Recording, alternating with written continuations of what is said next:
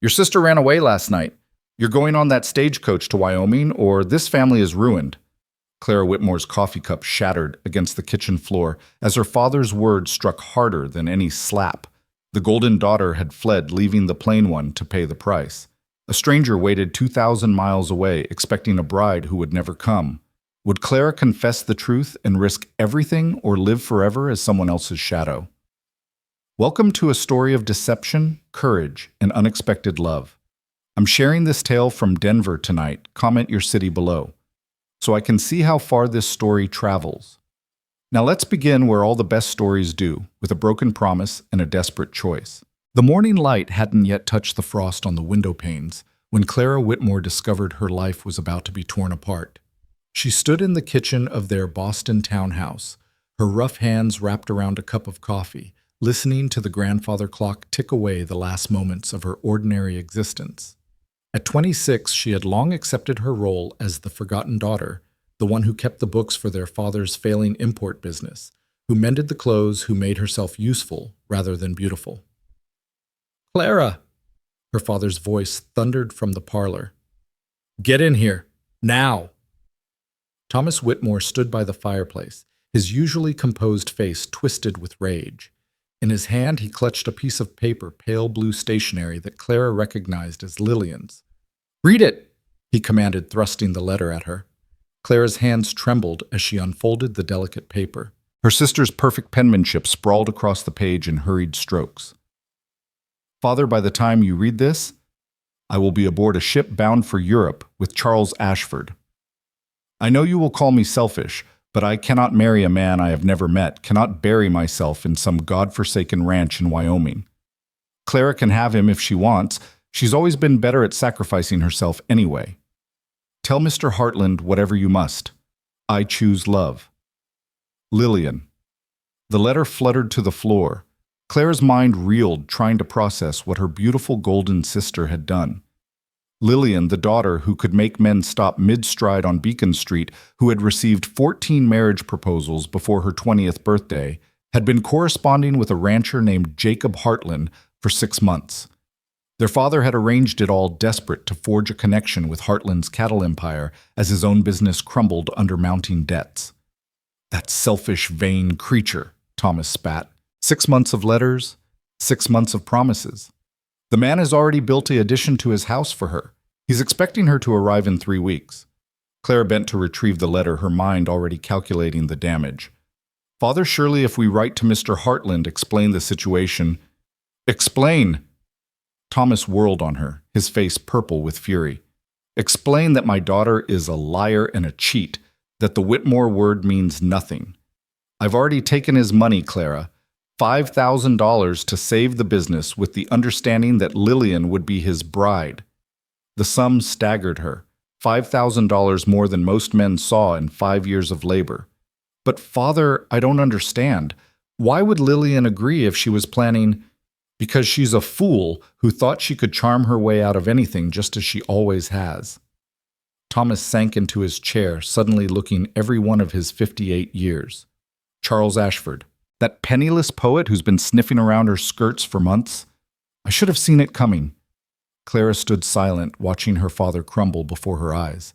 She had held this family together through her mother's death 5 years ago, through the business's slow decline, through Lillian's endless dramatics. But this was beyond her ability to fix with careful bookkeeping and quiet efficiency. "There's only one solution," Thomas said, his voice flat and final. "You'll go in her place." The words hung in the air like a death sentence. Clara's coffee cup slipped from nerveless fingers, shattering on the hardwood floor. "Father, you can't be serious." Deadly serious. He stood, his merchant's mind already working through the logistics. "You're close enough in age. You can write a decent letter, and frankly, Clara, it's not as if you have other prospects." The casual cruelty of it stole her breath. It was true, of course. She had received exactly one proposal in her life, from a widower 30 years her senior who needed someone to raise his 7 children. She had declined, preferring her books and quiet life to such obvious servitude.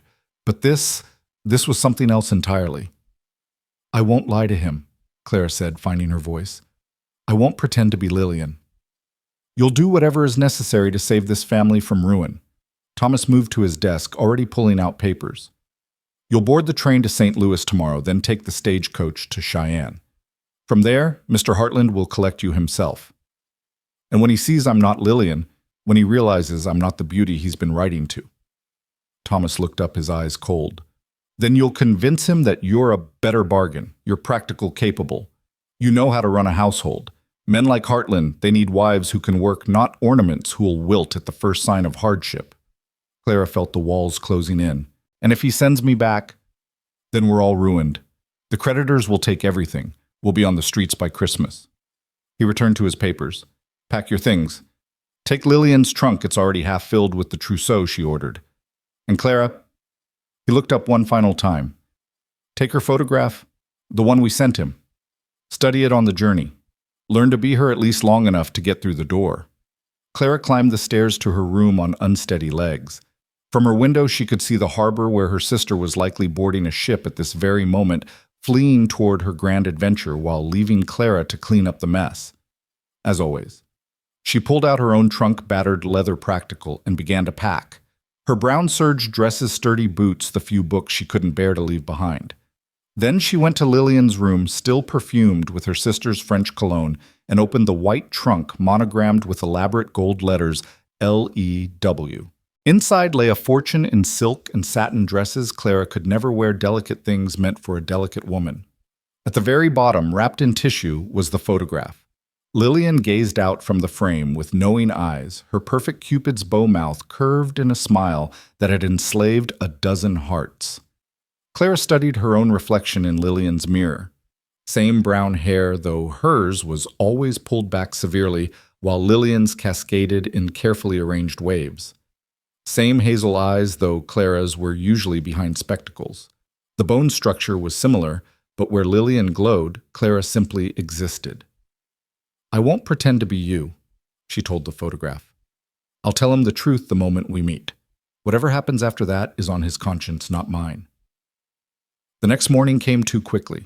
Clara stood on the platform at North Station, her father beside her, neither speaking. He had aged years overnight, his shoulders bent under the weight of his failures. When the conductor called for boarding, he grabbed her arm. Don't fail me, Clara. You're all I have left.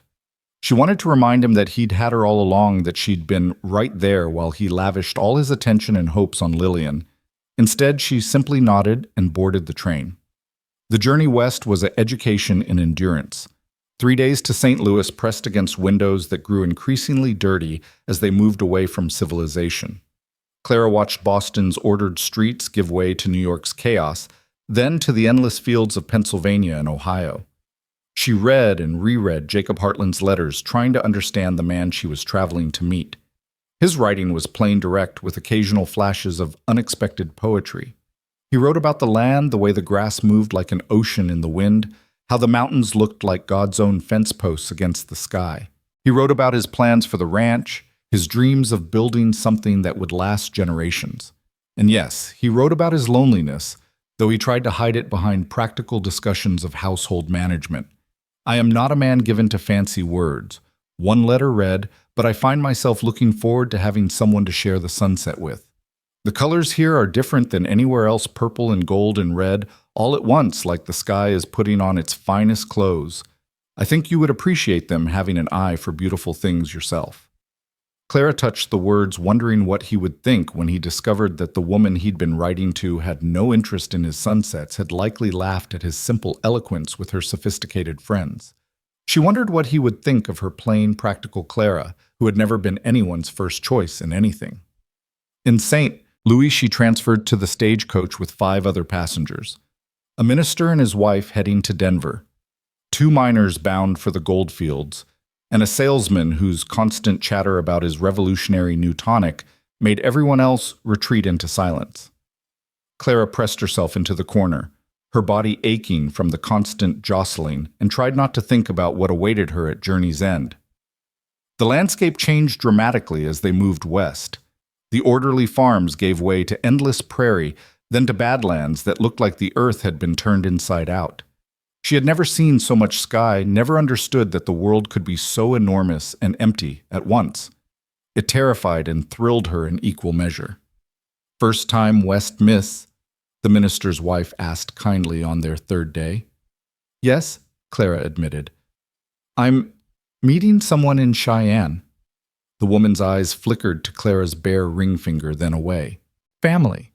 My fiancé, Clara said, the lie burning her throat. We've been corresponding. Oh, a mail-order bride. The woman clasped her hands together. How romantic. Though I must say you're rather mature for it. Most of the girls we see heading west are barely out of their teens. Clara felt the sting but kept her voice level. Mr. Hartland preferred someone with experience in household management. Sensible man. The young ones often don't last their first winter. The woman leaned closer, lowering her voice. I hope you're prepared, dear. The frontier is nothing like back east. The isolation alone drives many women mad. Clara thought of her quiet life in Boston, the days that passed without anyone noticing her existence. I'm acquainted with isolation, ma'am. The woman patted her hand sympathetically and returned to her knitting, leaving Clara to watch the endless grassland roll by. She pulled out Jacob's photograph, the only one he'd sent. It showed a tall man standing beside a horse, his face shadowed by his hat, but his bearing straight and proud. She could make out strong features, a serious mouth, hands that looked capable of both gentleness and violence. He was handsome in a rough way, nothing like the soft-faced gentleman of Boston society. That you're intended... The salesman had moved closer, peering over her shoulder with an unpleasant leer. He looks like a hard man. Hope you know what you're getting into, miss. Clara tucked the photograph away. I know exactly what I'm doing, sir. But she didn't, not really. With each mile that passed, her resolve weakened. What if Jacob Hartland was cruel? What if he was the kind of man who would take his disappointment out on her with his fists? She had no money for return passage, no family who would welcome her back if she failed.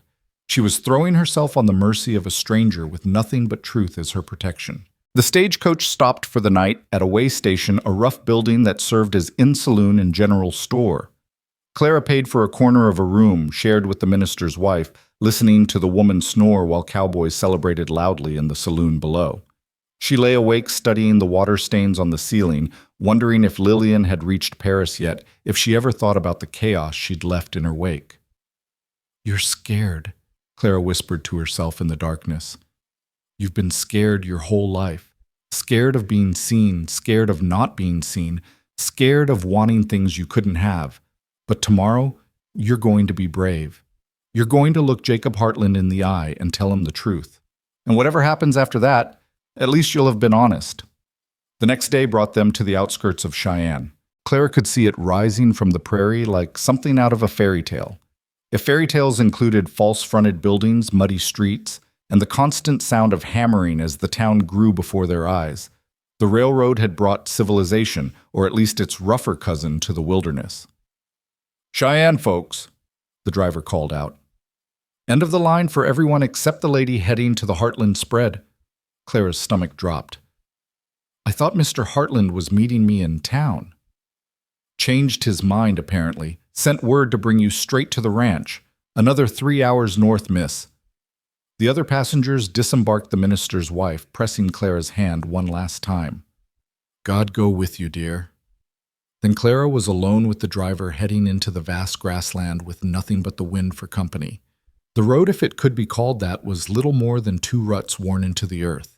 They passed the occasional ranch smoke rising from chimneys, but mostly it was just grass and sky and the mountains rising purple in the distance. Hartland's got one of the biggest spreads in the territory, the driver said conversationally. Nearly 10,000 acres last I heard. Man knows cattle like nobody's business. Of course, he's not much for company. Lives out there with just a few hands and that boy he took in. Boy, Jonah, something or other, orphan from the war. Hartland found him near, starved to death in Kansas, brought him back, taught him the business. Boy's maybe 15 now, devoted to Hartland like he was his own father. The driver spat tobacco juice over the side. Hartland's got a soft spot for strays, they say. Takes in broken horses nobody else can handle, tames them gentle as lambs. Maybe that's why he sent for a bride through the mail, figured he could fix whatever was broken about a woman who'd answer an advertisement. Clara bristled at the implication but held her tongue. Let the man think what he wanted. Soon enough, she'd be facing Jacob Hartland himself, and all the driver's gossip wouldn't matter. They created a rise, and there it was, the Hartland Ranch spreading out below them like a small kingdom. The main house was larger than she'd expected, 2 stories of solid timber with a wide porch wrapping around 3 sides. Barns and outbuildings clustered nearby, all of them, neat and well-maintained. Smoke rose from the chimney, and she could see horses in the nearest corral, their coats gleaming in the afternoon sun. "Pretty as a picture, ain't it?" the driver said. "Hartland built most of it himself. Man's got hands like iron and a will to match." As they descended toward the ranch, Clara saw a figure emerge from the house, tall, broad-shouldered, moving with the controlled grace of a man comfortable in his own body. He stood on the porch, waiting, and Clara felt her mouth go dry. This was it, the moment of truth she'd been both dreading and racing toward for 2 weeks. The stagecoach pulled up in front of the house. The driver jumped down, pulling Clara's trunks from the boot. "Miss Whitmore for you, Mr. Hartland." Jacob Hartland stepped forward, removing his hat, and Clara got her first clear look at the man she'd traveled 2,000 miles to deceive. He was older than his photograph suggested, maybe 35, with premature silver threading through dark hair. His face was weathered but handsome, with gray eyes that seemed to see straight through to her soul. A scar ran from his left temple to his jaw, an old wound probably from the war. His clothes were simple but clean, and his boots were well oiled. Everything about him spoke of a man who took care of what was his. "Miss Whitmore," he said, and his voice was deeper than she'd imagined, rougher. "Welcome to Wyoming." He offered his hand to help her down from the coach, and Clara felt the calluses, the strength carefully controlled. She stood before him, dusty and travel-worn, aware that her hair was escaping its pins and her dress was wrinkled beyond redemption. This was the moment. She should tell him immediately before another word was spoken, but what came out was, "Mr. Hartland, thank you for having me." His eyes swept over her, and she saw the exact moment confusion flickered across his features. He was comparing her to the photograph, no doubt trying to reconcile the golden beauty he'd expected with the plain woman before him. "You must be tired," he said carefully.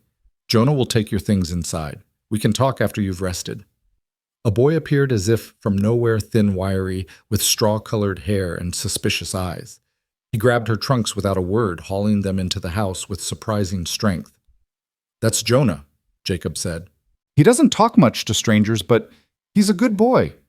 Clara nodded, her throat too tight for words. The driver was already turning the coach around, heading back to town, leaving her stranded with her lie. Jacob stood watching her, and she could feel him cataloging every difference between her and Lillian's photograph. "You're not what I expected," he said finally, and there was something in his voice, not anger exactly, but a kind of careful neutrality that was almost worse. This was it, the moment to confess. Clara opened her mouth, the truth balanced on her tongue. "Mr. Hartland, I need to tell you something. After you've rested." He interrupted, his voice firm. "Whatever it is can wait. You look dead on your feet, and I won't have any woman collapse on my porch regardless of the circumstances." He led her inside, and Clara's confession died in her throat. The house was simpler than she'd expected, but scrupulously clean. The main room served as both parlor and dining room, with a massive stone fireplace dominating one wall. The furniture was handmade but solid, built to last generations. A rifle hung above the mantel, and books, surprisingly many books, lined shelves on either side of the fireplace. "Your room is upstairs," Jacob said, leading her up narrow stairs. "I built it special when—" He paused. "When I knew you were coming." He opened a door to reveal a room that took Clara's breath away. It was simple but beautiful, with a brass bed covered in a handmade quilt, a washstand with a china pitcher and bowl, and most touchingly a small bookshelf already stocked with volumes of poetry and novels. A window looked out over the grassland toward the mountains, and late afternoon light flooded the space with gold. "It's beautiful," Clara said, meaning it. "I wanted you to feel welcome." His voice was gruff, embarrassed. "Jonah will bring up water for washing. Supper's at 6. We keep early hours here. Dawn comes quick on a ranch." He turned to go, then paused in the doorway. "Miss Whitmore, or should I say Miss Clara Whitmore?" Clara's heart stopped. "You know, your father sent a telegram 2 days ago, said there had been a change of plans, that Clara would be coming instead of Lillian."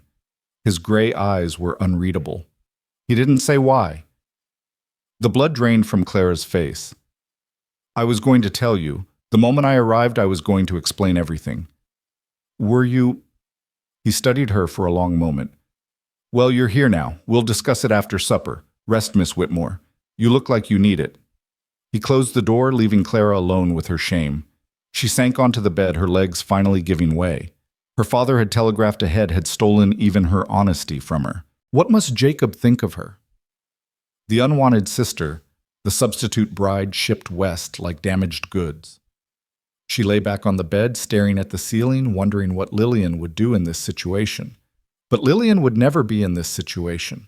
Lillian would be in Paris now, laughing at some salon, charming everyone with her beauty and wit, never giving a thought to the chaos she'd left behind. A knock came at the door. Water, miss? Jonah's voice, suspicious and young. Come in. The boy entered carrying a steaming pitcher, his eyes darting around the room like a spooked colt. Mr. Hartland says to tell you there's soap in the drawer and towels on the chair. Thank you, Jonah. He paused at the door, chewing his lip. You ain't pretty like your picture. The blunt honesty of children. Clara almost laughed. No, I'm not. Good, the boy said fiercely. Pretty women are nothing but trouble. My ma was pretty, and she ran off with a traveling man when I was 7. Left me and Pa drunk himself to death within a year. Mr. Hartland don't need that kind of trouble. Before Clara could respond, he was gone, leaving her with this unexpected glimpse into the household she'd invaded. She rose and washed the travel dirt from her face and hands, changed into the least wrinkled of her dresses, brown wool, serviceable, nothing like the silks in Lillian's trunk. She repinned her hair, cleaned her spectacles, and studied herself in the small mirror above the washstand. You're not pretty, she told her reflection. But you're here, and that has to count for something. She descended the stairs at 6, exactly finding Jacob and Jonah already seated at the table. The meal was simple, but good beef stew, fresh bread preserves. Jacob said grace, his words plain and sincere, thanking God for the food and for safe travels. He didn't mention her arrival, for which Clara was grateful. They ate in near silence, just the clink of spoons against bowls and the wind rattling the windows. Clara noticed Jacob watching her, his expression thoughtful. She kept her eyes on her plate, afraid of what she might see in his gaze. Jonah, go check on the horses, Jacob said when the meal was finished. The boy grabbed his hat and disappeared into the gathering darkness, leaving Clara and Jacob alone. The rancher poured 2 cups of coffee, strong and black, and settled back in his chair. Tell me, he said simply. So Clara told him. Everything. Lillian's beauty, her correspondence with him, the promises made. Her father's debts, the money already spent. Lillian's escape with the poet the morning Clara learned her life was over. She told it all without tears or excuses, laying out the truth like cards on the table. Jacob listened without interrupting, his face giving away nothing. When she finished, he was quiet for a long moment, staring into his coffee cup. So you're the spare, he said finally, the insurance policy in case the beautiful sister failed. The words cut deep, but Clara didn't flinch. Yes. Your father thought I'd be fool enough to accept the substitution that I wouldn't notice the difference. My father is desperate. Desperate men do foolish things. Jacob laughed, but there was no humor in it. And what about you, Miss Clara? Are you desperate?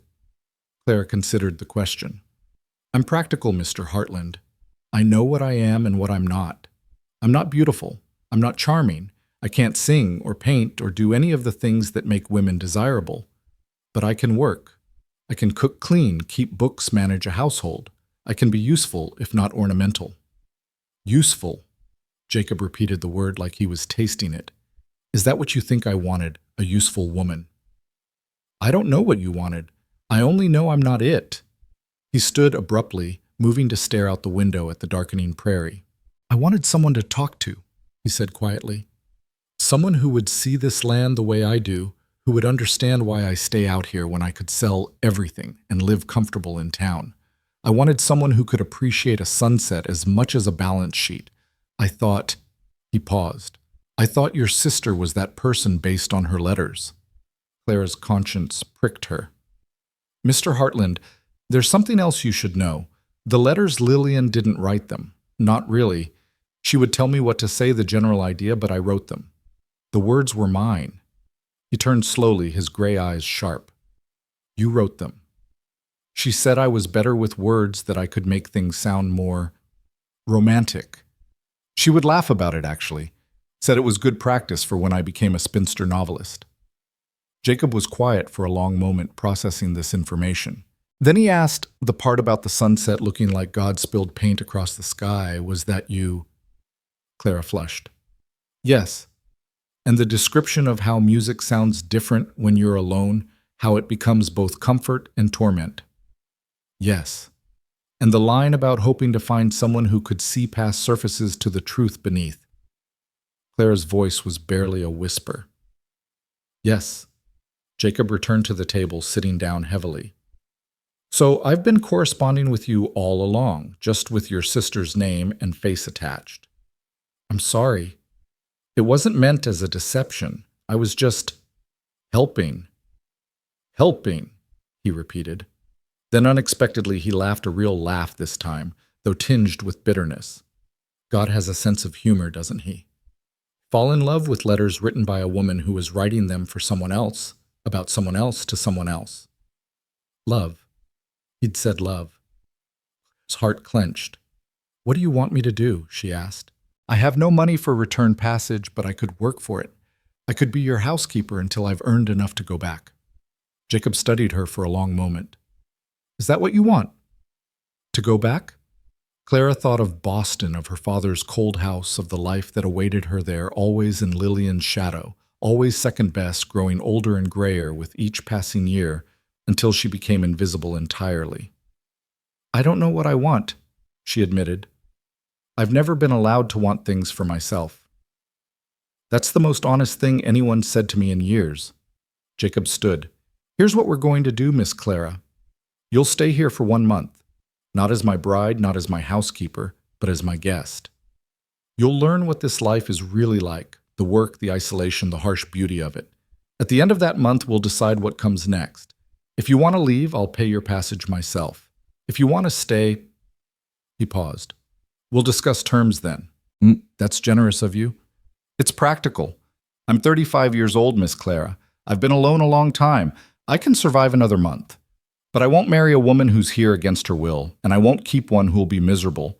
This land is too hard for that. He headed for the door, then turned back. One more thing. Those letters you wrote, did you mean them?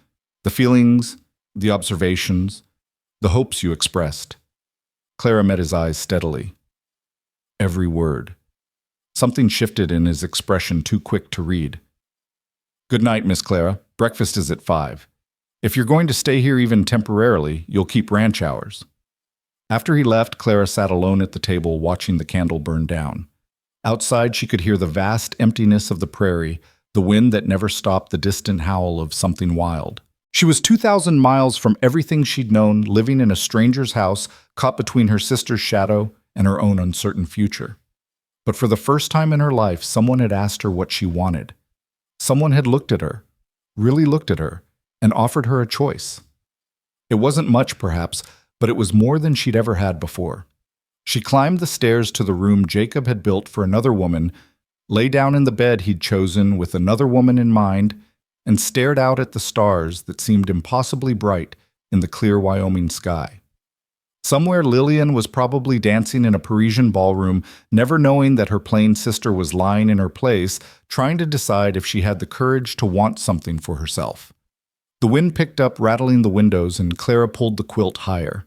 Tomorrow would bring new challenges, learning to live on a ranch, proving herself useful, navigating the careful distance between her and Jacob Hartland. But tonight she was just Clara, not the substitute, not the second choice, just herself.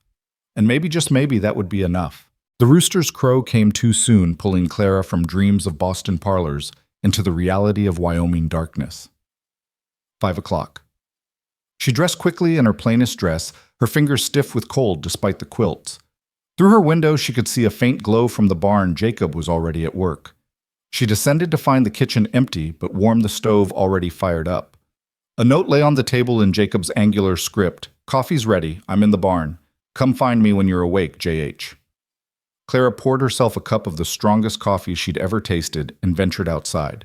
The morning air hit her like a physical blow, sharp and clean, and so cold it made her lungs ache. Stars still blazed overhead, but the eastern horizon showed the faintest hint of light.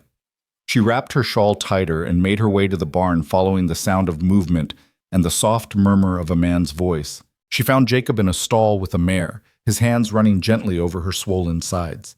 He looked up at Clara's approach, and in the lantern light she saw surprise flicker across his features. "Didn't expect you up yet," he said. "Most Eastern ladies need a week to adjust to ranch hours." "I'm not most Eastern ladies," Clara replied, moving closer to look at the mare. "Is she close to foaling?" "Any day now. She's carrying my best stallion's foal. If it's a colt, it could make the ranch's reputation." He stroked the mare's neck with unexpected tenderness. "This is Duchess. She's particular about who she trusts." As if to prove his point, the mare pinned her ears back when Clara approached. But Clara had spent summers on her uncle's farm as a child before her mother died, and such visits stopped. She knew horses understood their language of fear and trust. She stood still, letting Duchess catch her scent, speaking to her in low, soothing tones. "That's a good girl. You're tired, aren't you? All that weight to carry around. I understand. Sometimes we all carry more than we should." The mare's ears slowly swiveled forward. She stretched her neck toward Clara's nostrils, flaring, then finally bumped Clara's shoulder with her soft nose. Jacob's eyebrows rose. "She doesn't usually take to strangers, especially women. The last female visitor we had, she tried to bite." "Animals know when you're being honest with them," Clara said, stroking Duchess's neck. "They don't care about pretty faces or fine clothes. They just want to know if you're trustworthy." "Is that so?" Jacob's voice held something she couldn't identify. "And are you trustworthy, Miss Clara?" She met his eyes steadily. "I try to be." They stood there for a moment, the mare between them, the barn cats prowling in the shadows, the morning growing lighter outside. Then Jacob cleared his throat. "Can you cook?" he asked abruptly. "Yes." "Good. Jonah and I have been living on beans and burnt beef for too long. The kitchen's yours if you want it. Supplies are in the pantry and root cellar. We usually eat breakfast at 6, lunch at noon when we're close to the house, supper at 6. Clara nodded, recognizing the offer for what it was, a chance to prove herself useful. "Any preferences I should know about?" "Jonah won't eat carrots, says they're rabbit food. Other than that, we're not picky. Anything's better than my cooking." She returned to the kitchen and took inventory. The pantry was well stocked but organized haphazardly, clear evidence of male housekeeping.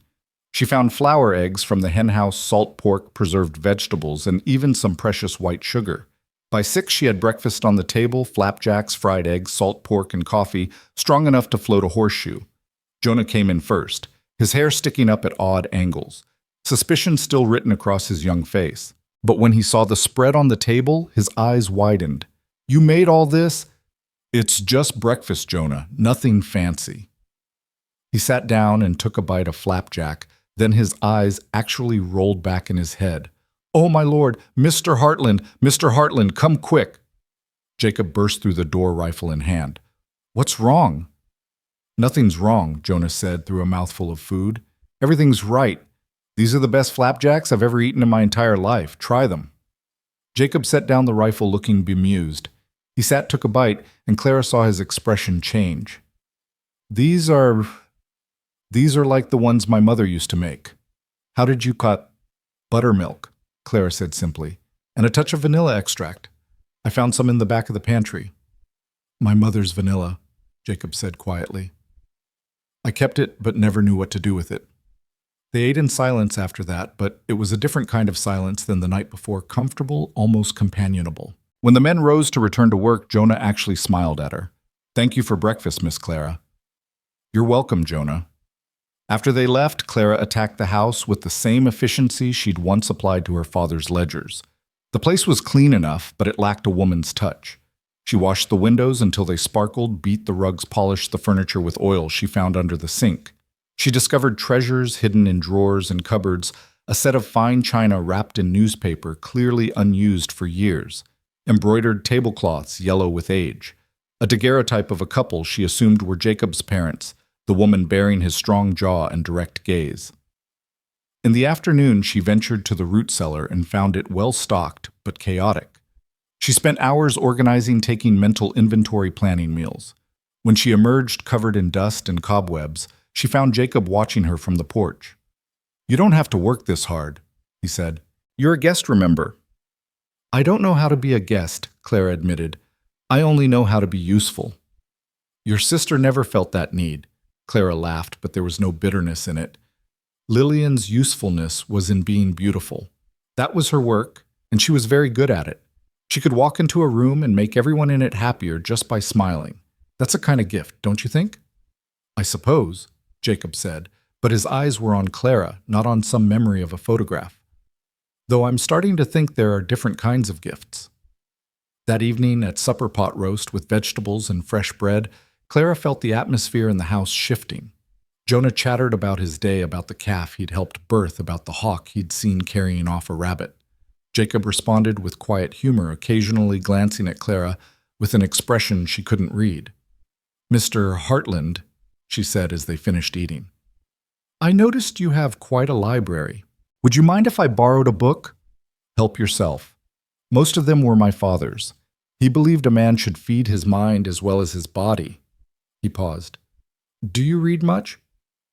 "Every chance I get, though my father says too much reading makes women difficult." "Difficult how?" "We start thinking for ourselves, apparently." Jacob snorted. "God forbid. Take whatever you'd like, Miss Clara. Though I'd be interested to know what you choose." She selected Wuthering Heights, a book she'd read before, but which seemed to suit this wild landscape. That night, she read by lamplight while the wind howled outside, trying not to think about how right it felt to be in this house, how natural it seemed to move through these rooms. The days fell into a pattern. Clara rose early, made breakfast, tended the house. She learned the rhythms of ranch life, when the men would be close enough for a hot lunch, when they'd be out on the range all day. She started a kitchen garden, coaxing vegetables from the hard soil. She mended clothes, finding Jacob's shirts torn and Jonah's pants too short. "You're growing," she told the boy, letting down the hems. "Soon you'll be taller than Mr. Hartland." "You think so?" Jonah's face lit up, then clouded. "My pa was short. Ma used to say I took after him in everything, including being worthless." Clara's hand stilled on the fabric. "Your mother was wrong. You're worth a great deal, Jonah. Mr. Hartland sees it. And so do I." The boy flushed red and mumbled something about checking the chickens, but she caught him smiling later. It was the thunderstorm at the end of her second week that changed everything. Clara had watched the clouds building all day, dark and ominous, pressing down on the prairie like a weight. The cattle grew restless, the horses skittish. Even the chickens seemed nervous, clustering together and refusing to range far from their coop. "Storm coming," Jacob said at lunch, his eyes on the horizon. "Big one from the look of it. Jonah helped me get the stock secured. Miss Clara, you'd best stay inside tonight." But storms in Wyoming were nothing like the gentle rains of Boston. This one hit with the force of a freight train wind screaming around the house, rain falling so hard it sounded like bullets on the roof. Lightning split the sky in constant, terrifying beauty, illuminating the prairie in stark white flashes. Clara stood at the window, mesmerized and terrified in equal measure. She'd never seen nature so raw, so powerful. It made her feel incredibly small and incredibly alive at the same time. "Beautiful, isn't it?" Jacob's voice came from behind her. She hadn't heard him come in. "Beautiful and terrifying," she agreed, "like God is showing off his power. Or throwing a tantrum." He moved to stand beside her, and she was acutely aware of his presence, the heat of him, the way he smelled of leather and rain. "I used to be afraid of storms when I was young. My mother would hold me and tell me the thunder was just God moving his furniture around heaven." Clara smiled. "My mother said it was the angels bowling." "Your mother, you don't talk about her much." "She died when I was 21. Consumption. She was beautiful, like Lillian, delicate. I think that's why Father could never quite look at me afterward. I reminded him of what he lost, but not in the way he wanted to be reminded." A particularly vicious crack of thunder shook the house, and instinctively Clara stepped closer to Jacob. He didn't move away. "Can I ask you something?" he said quietly. "Yes." Why didn't you fight for yourself? Why did you let your father send you here like you were goods to be traded?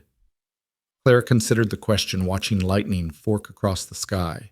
Have you ever been invisible, Mr. Hartland? Really invisible, where people look through you like you're made of glass. That's what my life was. At least here you see me. Even if what you see disappoints you, you see me. You think you disappoint me? She looked up at him, surprised by the intensity in his voice. Don't I?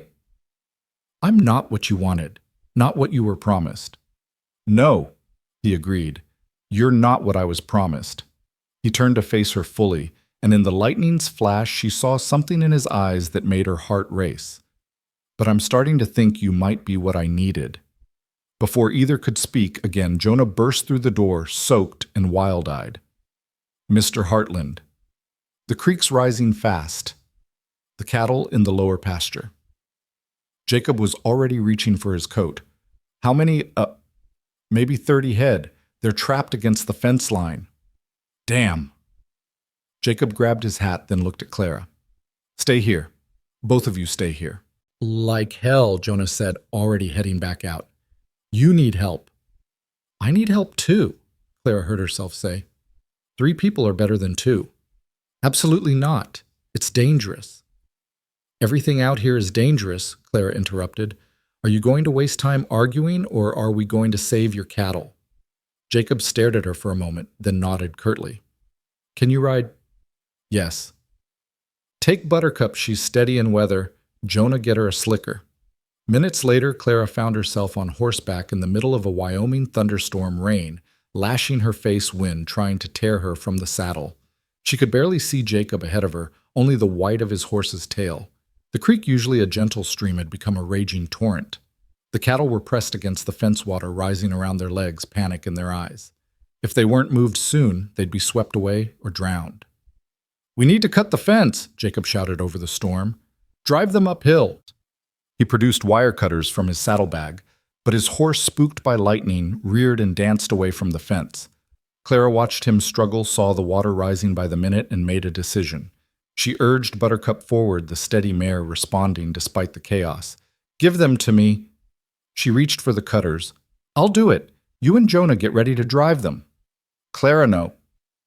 But she was already off the horse, wading through knee-deep water to the fence. The current was stronger than she expected, nearly knocking her off her feet. She grabbed the fence post, using it to steady herself, and started cutting. The wire was thick, resistant, and her hands, already cold, quickly went numb. But she kept cutting strand by strand while Jacob and Jonah positioned themselves to guide the cattle. A massive crack of lightning struck nearby, so close she could smell the ozone. The cattle bellowed in terror, surging against the weakened fence. Clara made one last cut, and the fence gave way. The cattle poured through Jacob and Jonah, expertly guiding them uphill away from the water. Clara tried to follow, but her waterlogged skirts tangled around her legs. She stumbled, fell, and suddenly the current had her. She heard Jacob shout her name, felt the water pulling her toward the main creek channel, and thought with strange calm that this was a peculiar way to die, drowning in the middle of a desert. Then strong hands grabbed her, hauled her up. Jacob had abandoned his horse, was half carrying, half dragging her to higher ground. They collapsed on the hillside, gasping while the rain continued to pour down on them. Are you insane? Jacob shouted, his hands gripping her shoulders. You could have been killed. So could your cattle, she shouted back. The cattle aren't my responsibility, shit. Then what am I? The words tore out of her before she could stop them. Your guest, your burden, your consolation prize. He stared at her, rain streaming down his face, his hands still gripping her shoulders. He stopped, seemed to struggle with words. You're Clara. You're just Clara. Something in the way he said her name, like it meant something, like it mattered, made her start crying, or maybe she was already crying and the rain had hidden it. Either way, Jacob pulled her against him, held her while she shook with cold and delayed fear, and something else she couldn't name. You saved them, he said into her hair. You saved 30 head of cattle. Do you know what that means to a ranch? I know what it means to you, she managed through chattering teeth. He pulled back to look at her, and even in the storm's darkness, she could see something shifting in his expression, some wall coming down. We need to get you inside before you catch pneumonia. They rode back slowly, Clara in front of Jacob on his horse, because Buttercup had wisely headed for the barn on her own. His arms were around her holding the reins, and she let herself lean back against his chest, feeling his heartbeat through their soaked clothes. Jonah was already at the house, stoking the fire to blazing. "I'll make coffee," he said, trying to sound older than his years. "You both look half drowned." "Clara needs to get out of those wet clothes," Jacob said, and then flushed at his own words. "I mean, Jonah heat some water for a bath." Clara climbed the stairs on shaking legs, peeled off her sodden dress, and wrapped herself in a quilt. She could hear Jacob and Jonah moving around downstairs, the familiar sounds of home. Her trunk sat in the corner, Lillian's white trunk beside it. On impulse, she opened her sister's trunk, pulling out one of the beautiful nightgowns, soft white cotton with delicate embroidery. It seemed wrong to wear it, but her own nightclothes were still damp from the morning's washing. She slipped it on, then caught sight of herself in the mirror. For a moment she looked almost pretty, her hair wild from the storm, her cheeks flushed with exertion, the elegant nightgown transforming her angular frame into something softer. Then she shook her head at her own vanity and pulled her wrapper over it all. When she descended, Jacob was alone by the fire, also changed into dry clothes. He looked up at her entrance, and something flared in his eyes before he quickly looked away. "Jonah's gone to bed," he said. The boy was exhausted. "He did well tonight." "You both did." Jacob poured her coffee, added a generous splash of whiskey. "This'll warm you up." They sat before the fire, not speaking, listening to the storm slowly spinning itself outside. Finally, Jacob broke the silence. "The letters," he said. "The ones you wrote. There was one where she talked about wanting to be useful, about feeling like she had something to offer beyond what people saw on the surface." Claire remembered that letter. She'd written it after a particularly cutting remark from Lillian about her looks. "Yes. That was you, wasn't it? Your feelings, not hers." "Yes. And the one about sometimes feeling like a ghost in your own life, watching other people live while you just existed." Claire's throat tightened. "Yes. And the one about wondering if anyone would ever see past the face in the mirror to the person behind it." "All me," she whispered. Jacob set down his coffee, turned to face her fully. "Clara, I need to tell you something. I've been writing to your father." Her heart sank. "You want to send me back?" "No." The word came out sharp, almost angry. "I told him the wedding is off, that I won't marry Lillian, even if she returns tomorrow begging." Clara stared at him, speechless. "I also told him that his debts are cleared. The money I sent was a business investment, not a bride price. He owes me nothing, and neither do you." He paused, seemed to gather himself. "You're free to leave whenever you want. I'll pay your passage, give you money to start fresh somewhere if you don't want to go back to Boston. You don't owe me anything, Clara. Not your labor, not your presence, nothing." "You're setting me free." Clara's voice was hollow. "You were never mine to keep," Jacob said quietly. "But I'm hoping you might choose to stay anyway. Not because you have to, not because you have nowhere else to go, but because—" He stopped, ran his hand through his hair in frustration. "I'm no good at pretty words. I'm just a rancher who smells like cattle and reads too much. But these 2 weeks having you here, the house feels like a home." Jonah smiles.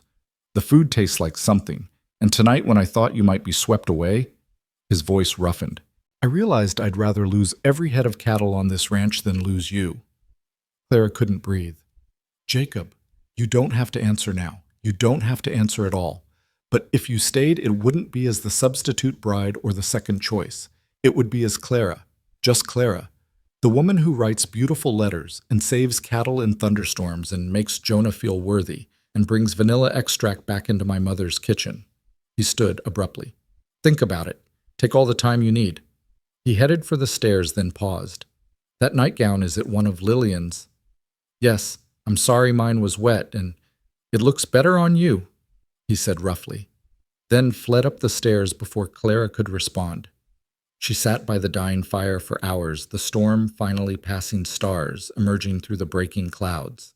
She thought about Lillian in Paris, about her father in Boston, about all the ways she'd made herself small to fit into spaces carved out for her. Then she thought about Jacob's hands gentle on the mare, about Jonah's shy smile, about the way the prairie looked at sunset. The next morning she rose before dawn and made her way to the barn. Jacob was there as she knew he would be checking on Duchess. "She's close," he said without looking up. "Tonight, maybe." "I'll stay on," Clara said. He went very still. Stay for the foaling. Stay for everything. For Jonah and for Duchess and for thunderstorms and quiet mornings and, she took a breath, and for you if you'll have me. Not as Lillian's replacement, but as myself. Jacob turned slowly, his eyes searching hers. "You're sure?" "I've never been more sure of anything in my life." He crossed the distance between them in 2 strides, his hands coming up to frame her face. "Clara," he said, just her name, but it sounded like a prayer. "I need to tell you something," she said. "I'm not going to become beautiful. I'm not going to suddenly develop graces I don't have. I'll always be too blunt, too practical, too—" He kissed her. It was nothing like the chaste peck she'd witnessed at Boston weddings. This was raw and honest and a little desperate, like the storm that had passed through. When they finally broke apart, both breathing hard, Jacob rested his forehead against hers. "You are beautiful," he said fiercely. "When you're elbow deep in bread dough, when you're reading to Jonah, when you're standing up to me about those damn cattle, you're beautiful in ways that matter, in ways that last." From the house came the sound of Jonah's voice. "Are you two going to stand around kissing all day, or can we have breakfast?" Jacob laughed, the sound rich and free. "That boy has terrible timing." "Or perfect timing," Clara said, suddenly shy. "We should probably talk about logistics." "Logistics?" Jacob's eyes sparkled with humor. "How romantic." "Well, I am practical." "Thank God for that." He took her hand, laced their fingers together. "We'll do this right. A proper courtship, even if it's a bit backward. Then a wedding that's ours, not something arranged through letters and lies." "That sounds perfect." They walked back to the house hand in hand, the morning sun painting the prairie gold. Jonah was at the kitchen door, grinning like he'd won a prize. "Does this mean you're staying, Miss Clara, for good?" "For good," she confirmed. "Thank the Lord. I was getting mighty tired of Mr. Hartland's cooking." That evening, Duchess gave birth to a perfect colt, all legs and attitude. Jacob let Clara name him. "Storm," she said, watching the foal struggle to his feet. "Because sometimes the best things come from the worst weather." Jacob wrapped his arms around her from behind, and they stood together, watching new life take its first steps. "The neighbors will talk," he said. "They'll say I settled for the plain sister, that I got cheated in the bargain." Clara leaned back against him, feeling the solid warmth of his chest, the steady beat of his heart. "Let them talk. We know the truth." "Which is—" She turned in his arms, looked up at the man who'd seen her when everyone else looked through her. That sometimes what looks like second choice is actually destiny wearing a disguise. He kissed her again there in the barn, with the new foal watching and Jonah hollering about supper burning, and Clara thought that if this was settling, if this was second best, then the whole world had it backward. Because standing there in Jacob's arms with the vast Wyoming sky stretching endlessly above them and the promise of tomorrow spreading out like the prairie itself, Clara Whitmore finally understood what it meant to be chosen. Not as a substitute, not as a consolation prize, but as herself, complete and whole, and absolutely enough. The weeks that followed the storm took on a dreamlike quality for Clara each day, bringing new discoveries about the man she'd chosen and the life they were building together. Jacob courted her with a quiet intensity that left her breathless small gestures that spoke louder than any poetry.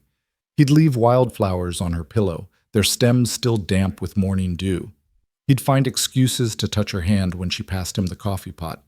He'd read to her in the evenings, his deep voice bringing life to words that had seemed ordinary on the page. But it was the letter that changed everything. Clara found it by accident on a Tuesday morning in her 4th week at the ranch. She was cleaning Jacob's study, a small room off the main parlor that he used for correspondence and bookkeeping, when she knocked over a stack of papers. As she bent to collect them, her own handwriting caught her eye. Not just one letter, but dozens of them. Every letter she'd written as Lillian, carefully preserved and worn soft at the edges from handling. But it was the unsent letter that stopped her heart. Written in Jacob's angular script dated 3 weeks before her arrival, it was addressed to Miss Lillian Whitmore, but never mailed. Clara knew she shouldn't read it, but her eyes were already consuming the words. Dear Lillian, I must confess something that may alter everything between us. The woman I've been writing to, the one whose words have kept me company through long winter nights, I've fallen in love with her. Not with your photograph, though you are undoubtedly beautiful, but with the mind behind the words, the soul that sees beauty in simple things, the heart that understands loneliness and hope in equal measure. I fear meeting you. I fear that the woman in the photograph won't match the woman in the letters. I fear I've created someone in my imagination who cannot possibly exist. Yet I cannot stop hoping that when you arrive, I'll look into your eyes and find the person who wrote about thunderstorms being God's way of reminding us we're alive, who said that useful is just another word for necessary, who confessed that sometimes she feels like she's living someone else's life. If you are that woman, then I am already yours. If you are not, then I pray we can find some truth between us worth building on. Forever hoping, Jacob. Clara's hands trembled as she set the letter down. He'd known. Somehow, even before she arrived, he'd sensed the disconnection between Lillian's image and Clara's words. She thought of all the times he'd watched her these past weeks, the recognition dawning in his eyes when she said something that echoed her letters. You weren't supposed to find those. She spun to find Jacob in the doorway, his expression unreadable. I knocked over the papers. I wasn't snooping, It's all right. He entered the room, his movements careful like approaching a spooked horse. I suppose you were bound to find them eventually. You kept them all. Every word. He picked up one of the letters, handling it with reverence. They were the only real thing in a transaction that felt increasingly false. The more beautiful Lillian's photograph seemed, the less it matched the voice in these letters. I started to think I was going mad, falling in love with someone who might not exist. But she did exist, Clara said softly. Just not in the body you expected.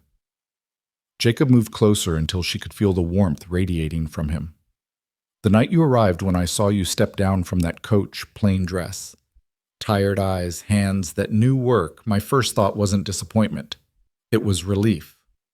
Relief. Because you looked like someone who could have written these letters. Lillian's photograph looked like someone who would have laughed at them. He touched her face gently. Then you opened your mouth and started apologizing for not being your sister, and I wanted to tell you right then that you were exactly who I'd been waiting for. But how could I explain that without sounding like a madman? Clara leaned into his touch, her heart racing. That night of the storm when you said I was just Clara, I meant you were everything, just Clara who was already more than I dared hope for. He pulled her closer, his voice dropping to a whisper. I love you, Clara Whitmore. Not as a substitute, not as a second choice, but as the woman whose words taught me to hope again. Before Clara could respond, Jonah's voice rang out from the yard. Riders coming? Looks like Mrs. Patterson and her bunch, Jacob groaned. Hattie Patterson, the territory's most determined matchmaker and gossip. She's been trying to marry me off to her niece for 3 years. Clara smoothed her dress nervously. What do we tell her? The truth, Jacob said, firmly taking her hand. That you're my fiancée and the future Mrs. Hartland. They emerged from the house to find a small procession arriving, a formidable woman in purple silk leading the charge, accompanied by 3 younger women and 2 men on horseback. Hattie Patterson had the look of someone who'd fought the frontier and won, her face weathered, but her spine ramrod straight. Jacob Hartland, she called out before even dismounting. I heard the most extraordinary rumor in town. Something about you taking in some Eastern woman who claims to be your mail-order bride. Good morning to you too, Hattie, Jacob said dryly, helping her down from her horse. May I present Miss Clara Whitmore, my fiancée? Hattie's sharp eyes raked over Clara, taking in every detail from her simple dress to her work-roughened hands. You're not what I expected. The word in town was that Jacob had ordered himself a beauty from Boston. I'm afraid you were misinformed, Clara said, meeting the woman's gaze steadily. Mr. Hartland ordered nothing. We've been corresponding for months and decided to suit each other. Corresponding. Hattie's tone suggested she knew there was more to the story. And you came all this way alone? How brave. One of the younger women, a pretty blonde with calculating eyes, pushed forward. Aunt Hattie, surely Mr. Hartland doesn't need to explain his personal affairs. Nonsense, Rebecca. When a man who's refused every eligible woman in the territory suddenly takes up with a stranger, questions need asking. Hattie studied Clara more closely. "You're not the woman in the photograph he showed at the general store." The words hung in the air like an accusation. Clara felt Jacob tense beside her, but before he could speak, she stepped forward. "No, I'm not. That was my sister Lillian. She decided at the last moment that she preferred a different path. My father asked me to come in her place to explain the situation to Mr. Hartland. However," she lifted her chin, "when we met, we discovered that we suited each other far better than either of us expected." "So you're the replacement," Rebecca said with barely concealed delight. "The second choice?" "Actually," Jacob interjected, his voice carrying an edge of steel, "Miss Clara is the woman who actually wrote the letters I fell in love with. Her sister might have signed them, but the words, the thoughts, the soul behind them, that was all Clara." Hattie's eyes sharpened with interest. "Is that so?" "Well, that's quite a story, almost like something out of one of those novels." "Life is often stranger than fiction," Clara said. "Would you like to come in for coffee? I've just made a fresh pot, and there's apple cake." The offer of hospitality shifted the dynamic. Hattie nodded approvingly. "At least you know your manners. Lead the way." The next hour was an exercise in careful diplomacy. Hattie questioned Clara about everything from her cooking skills to her family connections, while Rebecca made increasingly pointed comments about the differences between Boston society and frontier life. "I suppose you're used to servants," Rebecca said sweetly. "Must be quite an adjustment doing your own washing." "Actually, I've been managing my father's household for years," Clara replied calmly. "I find ranch work refreshing. There's an honesty to it. Either the bread rises or it doesn't. The cattle are fed or they're not. No pretense or false promises." Speaking of promises, Hattie set down her coffee cup with deliberate precision. "When exactly is the wedding? Surely you're not living here unchaperoned." "Jonah is an excellent chaperone," Jacob said dryly, "and we're planning to marry within the month." "A month?" Rebecca's voice rose. "But that's hardly time to plan anything proper. Why, when Cousin Mary married, she took 6 months just for her trousseau." "We're not Cousin Mary," Clara said simply. "We don't need elaborate preparations, just our friends, Reverend Davies, and our commitment to each other." Hattie studied her for a long moment, then surprised everyone by smiling. "You know what I think you'll do just fine, Miss Whitmore. You've got backbone, and that's what matters out here." Rebecca stopped pouting. The man's made his choice.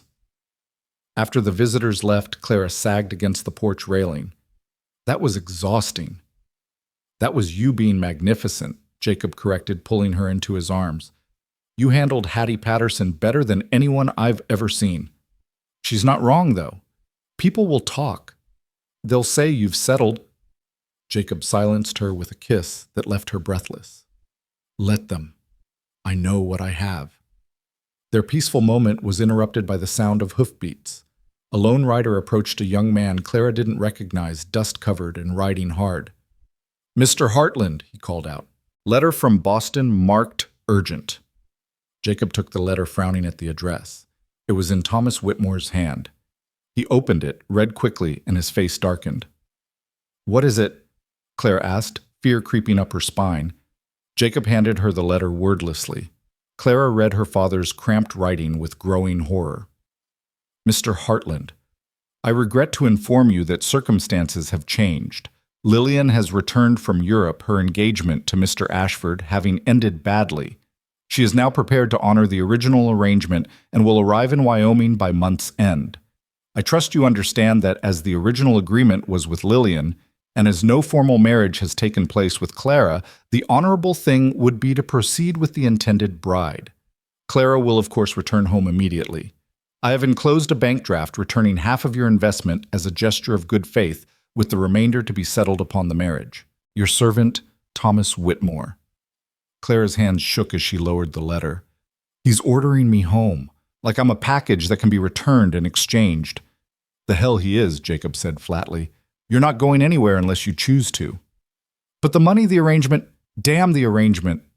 Jacob took the letter and deliberately tore it in half. "I told your father the debt was settled. This changes nothing." "But Lillian—" could show up on my doorstep in a wedding dress and I'd send her back on the next stage. He gripped Clara's shoulders gently. Clara, look at me. Do you trust me? Yes, but... No buts. Do you trust me? Yes. Then trust that I mean this, I choose you, not because you're here and she's not. Not because of any arrangement or obligation. I choose you because you're the woman I want to wake up next to for the rest of my life. Clara wanted to believe him, but a lifetime of being second choice was hard to overcome. What if she's changed? What if she's realized what she gave up? Then she's about to learn that some choices can't be undone. Jacob's jaw set stubbornly. We're moving up the wedding, this Saturday. I want you to be my wife before any more letters or surprises arrive. Jacob, that's only 4 days away. 4 days too long if you ask me. He pulled her close. Marry me, Clara. Not because of arrangements or obligations, but because you want to. Because you choose me the way I choose you. Clara looked into his gray eyes, saw the truth there, steady and sure as the mountains. Yes. Yes, I'll marry you on Saturday. Jonah whooped from where he'd been shamelessly eavesdropping. Finally. Can I be best man? Who else would it be? Jacob said, ruffling the boy's hair. Now go saddle up. We need to ride to town and talk to Reverend Davies. The next 4 days passed in a whirlwind. News of the impending wedding spread through the territory like wildfire. Hattie Patterson, apparently deciding Clara had passed some test, arrived with a small army of women to help with preparations. Can't have a Hartland wedding looking shabby, she declared, commandeering Clara's kitchen. What are you wearing? Clara gestured helplessly at her brown dress. I don't have anything else suitable. What about those trunks that came with you? Surely there's something... Those are my sister's things. I couldn't... Nonsense. Hattie marched upstairs, Clara trailing behind. She threw open Lillian's trunk and pulled out dress after dress until she found what she was looking for, a cream-colored silk with delicate green embroidery, elegant but not ostentatious. This one, Hattie declared. It's perfect. It's Lillian's, Clara protested. It's yours now, besides. Hattie's eyes twinkled. There's poetic justice in wearing your sister's dress to marry the man she threw away. Clara fingered the soft fabric. It was beautiful, the kind of dress she'd never have chosen for herself. But maybe that was the point.